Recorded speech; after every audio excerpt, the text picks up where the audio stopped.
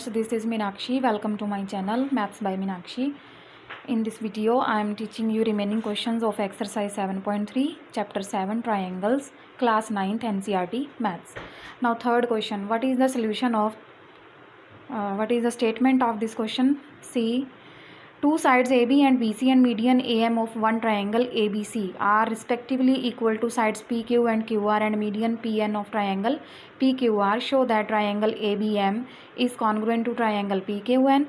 Triangle ABC is congruent to triangle PQR. Now see the solution of these two parts. Now solution of first part is, we have to prove triangle ABM is congruent to triangle PQN. Now AB equals to PQ, it is given. AM is equal to PN, it is also given. Now no angle is given in these two triangles, no angle is given equal to one another. No, it is given BM is equal to QN. So firstly we will prove that BM is equal to QN. ये हम कैसे prove करेंगे? जो median होता है triangle के अंदर, median always third side को क्या करता है? बाइसेक्ट करता है. जिस साइड के ऊपर मीडियन ड्रॉ किया जाता है वो साइड क्या हो जाती है? बाइसेक्ट हो जाती है. इट मीन्स जो बी एम और एम सी है ये क्या हो जाएंगे? इक्वल. और बी एम क्या है? किसका हाफ हो जाएगा? बी सी का. ऐसे ही सी एम बी सी का हाफ हो जाएगा. इधर क्यू एन किसका हाफ हो जाएगा? क्यू आर का. तो सबसे पहले हमें यही कंसेप्ट लिखना है. In triangle A B C A M is the median of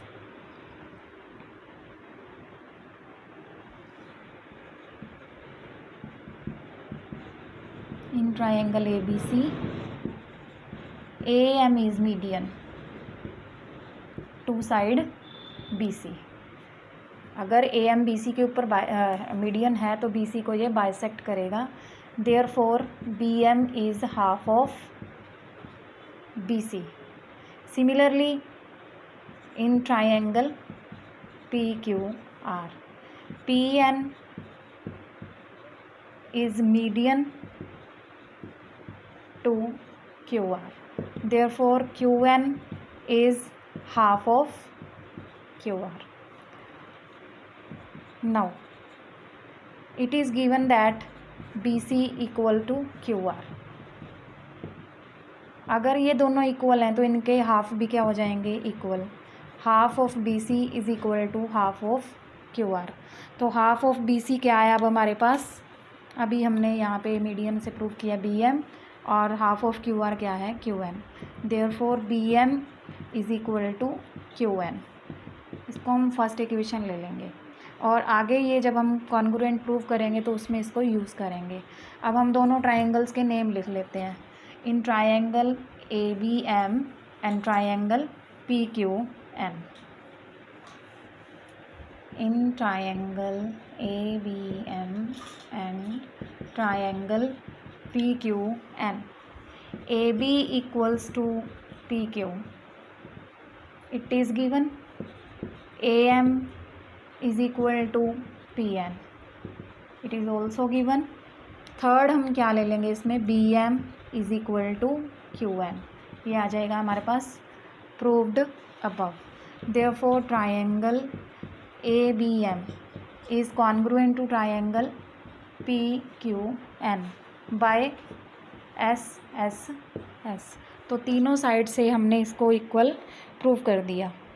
अब आगे हमने क्या प्रूव करना है कि जो ट्राइंगल ABC है और ट्राइंगल PQR है ये भी क्या है? कॉन्ग्रुएंट. अब देखो ABC और PQR में AB और PQ साइड मिल जाएगी हमें, BC और QR मिल जाएगा. थर्ड हमें AM हम लिख नहीं सकते क्योंकि ABC में AM साइड तो आ ही नहीं रही. तो थर्ड हम क्या लिखेंगे कि ये जो एंगल है B और Q ये क्या हो जाएंगे? इक्वल. तो हम इसको पहले ही शो करेंगे. जब ये दोनों ट्राइंगल्स कॉन्ग्रुएंट हैं तो angle B is equal to angle Q, क्योंकि जो एंगल B है वो दोनों ट्राइंगल्स में कंप्लीट एंगल आ रहा है. ABM में भी आ रहा है और ABC में भी आ रहा है.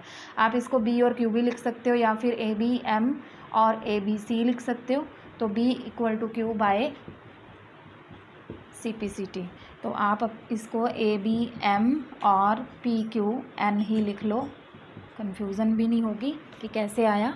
और ए बी एम को हम आगे प्रोड्यूस करके क्या लिख सकते हैं, A B C equals to P Q R, क्योंकि क्यू एन प्रोड्यूस होकर क्यू आर हो जाएगी और बी एम को आगे हम साइड तो आगे बढ़ा सकते हैं हम, एंगल सेम रहेगा, तो ये हम आगे यूज़ करेंगे, इसको आप सेकेंड लिख लो।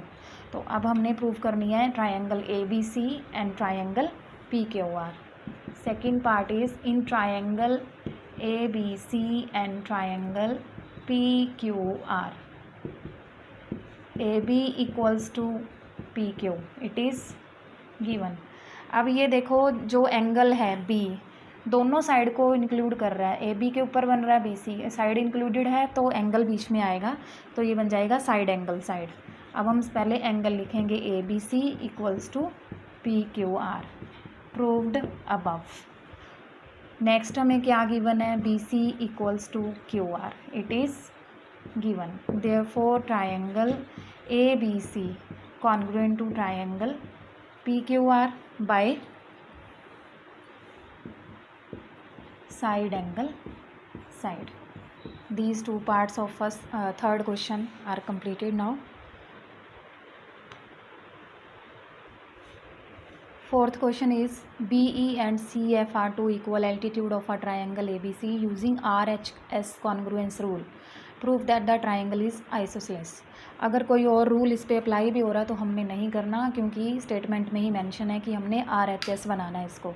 R मीन्स राइट एंगल हमें गिवन है, दूसरा हाइपोटेन्यूज ले लेंगे, तीसरा हम कौन सा लेंगे, साइड, और बी ई और सी एफ ये क्या है हमारे पास साइड्स हो जाएंगी।